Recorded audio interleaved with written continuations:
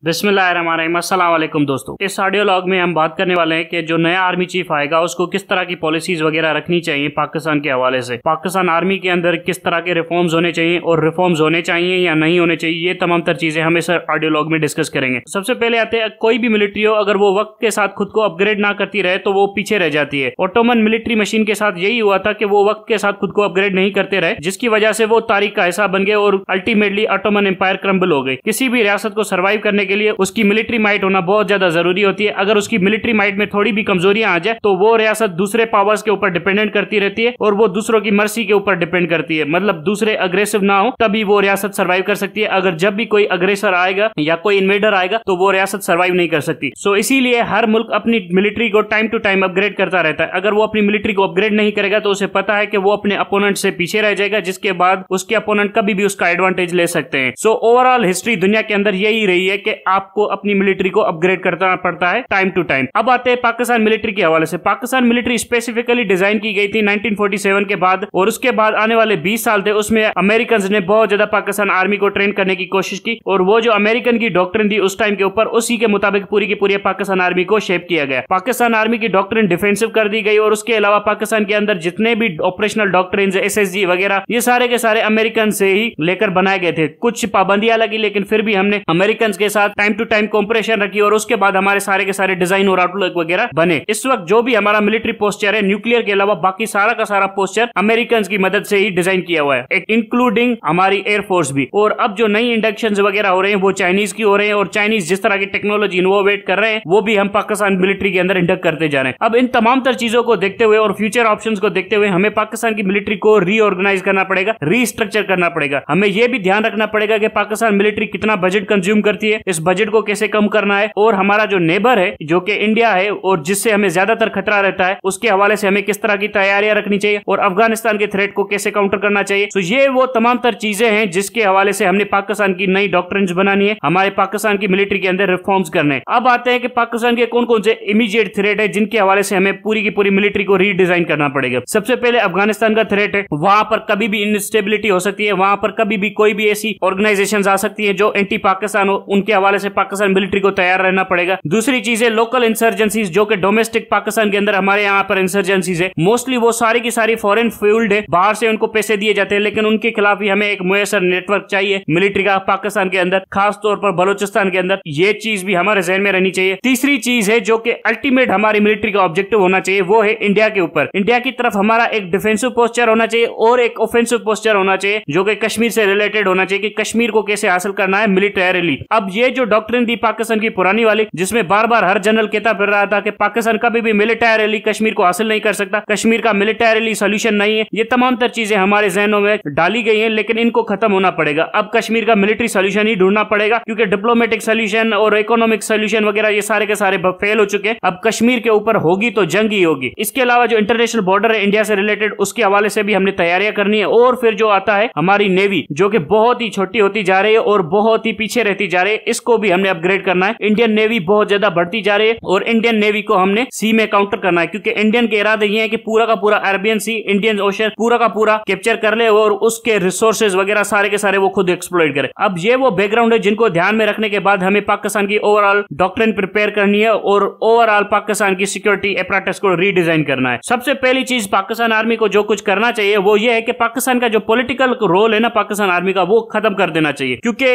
International level के ऊपर हमारे बहुत ज्यादा मसाइल है और एक्सटर्नल थ्रेट्स बहुत ज्यादा बढ़ने वाले आने वाले दिनों में। सो इसीलिए हमें ये जो internal political chaos, internal political management, इन तमाम तर चीजों से जान छोड़ानी चाहिए ताकि पूरी की पूरी आर्मी कॉन्सेंट्रेट कर सके एक्सटर्नल अग्रेशन के ऊपर। सबसे बुनियादी चीज हमें ये करनी है। दूसरी चीज है स्पेस वॉरफेयर के ऊपर फोकस करना। हम बहुत ही ज्यादा स्पेस में पीछे रहते जा रहे हैं और सैटेलाइट कितनी इंपॉर्टेंट होने वाली है आने वाले फ्यूचर के दिनों में, ये सारी दुनिया को पता है। यूक्रेन वॉर में देख ले, कम्युनिकेशन का सैटेलाइट का सिस्टम अगर ना हो तो आप इफेक्टिवली कम्युनिकेट नहीं कर सकते, जिसकी वजह से से आप इफेक्टिव भी नहीं रह सकते। रशिया को इस वक्त कितनी मार क्यों पड़ी है? रशिया को इस सारी की सारी मार इसलिए पड़ी है कि रशिया के पास वो ऑप्टिकल और इलेक्ट्रॉनिक इक्विपमेंट्स वगैरह नहीं है जिसकी तरह यूक्रेनियन को डेटा कलेक्ट करके अमेरिकन दे रहे, जिसकी वजह से वो रशियन डिफेंस लाइन की मॉनिटरिंग कर रहे हैं और रशियन डिफेंस लाइन में जितनी भी खामियां हैं वो खुलकर यूक्रेनियन के सामने आ रही हैं। सो ये वो चीजें हैं जो हमें बार बार हासिल करनी है। और दूसरी चीज है, हमें अपनी एयरफोर्स की साइज को और ज्यादा बढ़ाना पड़ेगा कंपैरेटिवली टू इंडिया, क्योंकि इंडिया की एयरफोर्स की साइज श्रिंक होती जा रही है और हमें अपनी साइज बढ़ानी होगी, और जिसकी वजह से हमारे पास एक इफेक्टिव एडवांटेज होगा अगर इन केस हम जंग करते हैं इंडिया के साथ। और आते हैं नेवी के ऊपर। नेवी की जितनी भी रीबिल्डिंग करनी है हमने चाइनीज की मदद से करनी है, क्योंकि चाइनीज इस वक्त बहुत ज्यादा तेजी से नेवी की शिप बना रहे हैं और चाइनीज इतनी तेजी से इतनी ज्यादा नेवी की शिप बना रहे हैं कि अमेरिकन भी उनकी प्रोडक्शन कैपेसिटी को मैच नहीं कर पा रहे हैं। तो चाइनीज मिलिट्री प्रोडक्शन बहुत ज्यादा तेज है। अब आते हैं कि ये सारी की सारी चीजें करने के लिए चाहिए पैसे। पैसे कहां से आएंगे? पैसे आएंगे अगर हम अपनी आर्मी की साइज को छोटा कर दे। मोस्टली ये आर्मी ऐसे डिजाइन की गई थी कि इंडिया के कंपैरेटिवली डिजाइन की गई थी, लेकिन अब वो जरूरत नहीं है क्योंकि हमारे पास न्यूक्लियर पोस्चर भी है, टेक्टिकल न्यूक्स भी अवेलेबल है, जिसकी वजह से हमें वो जो अग्रेशन पहले फेस करना पड़ा था इंडिया से वो अब हमारे पास नहीं होगा। सो इसीलिए हमें अपनी आर्मी की 25% को कट करना चाहिए और उसमें से जितने भी पैसे बचेंगे वो सारे के सारे टेक्नोलॉजिकल रीइनोवेशन में खर्च कर देना चाहिए, टेक्नोलॉजी में इन्वेस्ट करने चाहिए। ये ना हो कि वो सारे के सारे पैसे लेके फिर से प्लाटिंग के चक्कर में पड़ जाएं। सो ये वो पॉइंट है जहां से हम पैसे बचा सकते हैं। दूसरी चीज आती है कि रोबोट्स, ड्रोन्स और artificial intelligence. Artificial intelligence, robots, drones वगैरह ये वो काम कर लेते हैं आपके लिए जिसके लिए आपको पहले मैन पावर इस्तेमाल करना पड़ता था। अगर हम पाकिस्तान आर्मी के अंदर रिसर्च एंड डेवलपमेंट के थ्रू ऐसे ड्रोन्स, ऐसे रोबोट्स और ऐसे आर्टिफिशियल इंटेलिजेंस के एल्गोरिथम्स नाफिज करते हैं जिसके बाद बहुत ज्यादा मैन पावर हम पाकिस्तान आर्मी का वैसे ही कम कर सकते हैं। सो वो जो 25% का मैन पावर जो हम कर सकते हैं कम, वो नॉन कॉम्पिटेंट्स होंगे, कॉम्पिटेंट नहीं होंगे। सो ये वो चीजें हैं जिसके थ्रू हम पाकिस्तान आर्मी की साइज रिडक्शन कर सकते हैं, इफेक्टिवली उसकी फायर पावर को बढ़ा सकते हैं, उसकी मोबिलिटी, उसकी इफेक्टिवनेस के ऊपर भी कोई असर नहीं पड़ेगा, उसकी कॉस्ट एफिशिएंसी भी बढ़ जाएगी। सो ये वो चीजें हैं जिनके ऊपर हमें ध्यान देना चाहिए इन द लॉन्ग रन। अगर हम देखें कि पाकिस्तान के अंदर बहुत ज्यादा पुलिस डिप्लॉयड है, अगर हम ड्रोन्स की मदद से और आर्टिफिशियल इंटेलिजेंस की मदद से सर्वेलेंस करना शुरू कर दे पाकिस्तान के शहरों की, तो पुलिस की भी हमें इतनी ज्यादा अब जरूरत नहीं पड़ने वाली आने वाले दिनों में, क्योंकि दुनिया के अंदर तमाम तर मुमालिक स्विच करते जा रहे हैं और आने वाले 10 सालों के अंदर बहुत ज्यादा आर्मीज की साइज छोटी होती जाएगी। ड्रोन्स, रोबोट्स और आर्टिफिशियल इंटेलिजेंस वो सारे के सारे मामला खुद देखना शुरू कर देगी। अब तो इतने सोफिस्टिकेटेड वेपन्स आ गए हैं कि बस आप उनको बस हवा में छोड़ दे, खुद ब खुद जेट ढूंढकर उसको फोड़ देंगी। सो इस तरह की टेक्नोलॉजीज दुनिया के अंदर आ रही है। अगर हमने आने वाले 10 सालों के अंदर अपनी पूरी की पूरी मिलिट्री डॉक्ट्रिन को, अपनी पूरी की पूरी आर्मी को रीस्ट्रक्चर नहीं किया तो हमारा हशर भी वही होगा जो ओटोमन्स के साथ हुआ था। ओटोमन्स ने अपनी मिलिट्री को अपग्रेड नहीं किया, टाइमली अपग्रेड नहीं किया, जिसकी वजह से रशिया ने उनकी ऐसी की तैसी कर दी और रशिया वो पहला कंट्री था जिसने ओटोमन्स को जंगों में हराया, जिसके बाद फ्रांस और बर्तानिया को भी पता चला कि ओटोमन्स कमजोर हो चुके हैं। फिर फ्रांस और बर्तानिया ने भी फायदा लेना शुरू कर दिया। अल्टीमेटली इटली ने भी हमला किया और हालत तो यहां पर आ गई कि बुल्गारिया जैसे छोटे मुल्कों ने भी ओटोमन आर्मीज को डिफीट करना शुरू कर दिया। सो ये वो चीजें हैं जो हमने फोकस करनी है कि पाकिस्तान की मिलिट्री को अपग्रेड कैसे करना है। अगर हमने अपग्रेड नहीं किया तो हम बहुत पीछे रह जाएंगे, जो कि मुस्तकबिल की जंगें हैं, और वो जंगें सोल्जर्स ऑन द ग्राउंड नहीं लड़ेंगे, वो बिल्कुल ड्रोन्स ही लड़ा करेंगे। Thank you very much.